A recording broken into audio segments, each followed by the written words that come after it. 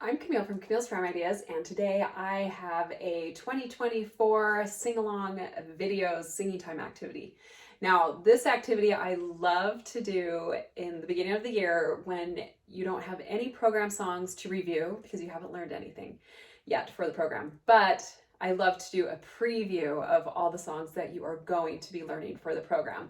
It's really fun, it's actually really easy, and you kind of get a little break, you and your pianist, because you let the TV do all the work this time. So what I recommend you have is you get this worksheet. Now I have this worksheet and you can use that, grab this worksheet using the link below. This is what the kids will fill out as they're watching the videos. And it's really fun. It just is how well do you know the songs? So it's just a list of songs. And then they can do never heard it, put a check mark there if they've never heard it, sounds familiar, or I know it. And then all you need to do is make copies of this worksheet. And if you do have different songs, there is an option that you can purchase that's editable. It's like $1.99.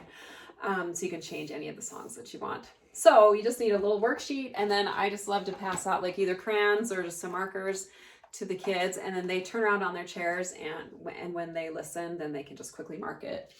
So to create your playlist, what I recommend is you use the Gospel for, I always say it wrong, the Gospel Kids app, and then you just hook your phone up to the TV in your primary. And if you're lucky enough to have the TV mounted on your wall in a primary room, you are so lucky.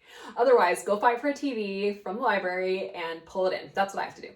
Anyway, so all I do is on the Gospel Kids app, I just create a little playlist. It's really easy. You just go to the sing-along section and then create playlists, and then you add a new playlist in the upper right-hand corner. There's a little plus sign, and then you just title it. I usually just do 2024 program songs, and then you add your list of songs. If there are songs that you're singing that are not in the library, in the list, then you will need to just maybe, what I do is just show that from YouTube or some other form. Sometimes if it's on the church's website, sometimes they will. Anyway, so that just won't be on my playlist, and then I'll just add the rest. But it's really easy, and then I just use this little, I don't even know what it's called, adapter to hook my phone up to the, I don't know the cords, me and tech, to the TV, and then I can it just casts everything that's on my phone's screen to the TV, and the kids can watch it. And then so once I get the TV all hooked up, and actually my husband, he's the techie at our house, so he always comes in and helps me set up the TV with all this stuff. I'm so lucky, I know. So while I kind of get situated with making copies at the library and passing everything out. So I do get a little help, but I've done it before on my own too, so it's not too bad.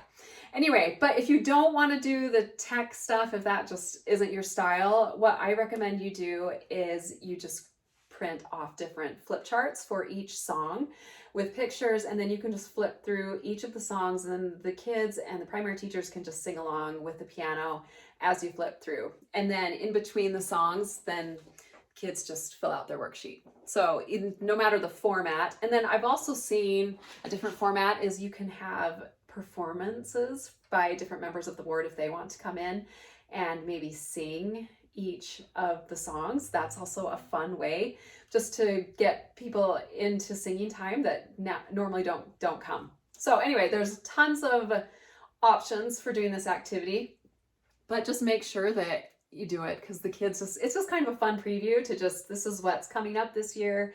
And they love, my kids love that we're watching TV and singing time. Like, it's a treat. You know, we don't do it a lot. And listening to the 8 songs, you'll be surprised that you'll kind of have to go through the list, because it'll probably take you a good 20 minutes, especially if you're pausing in between and having them check off.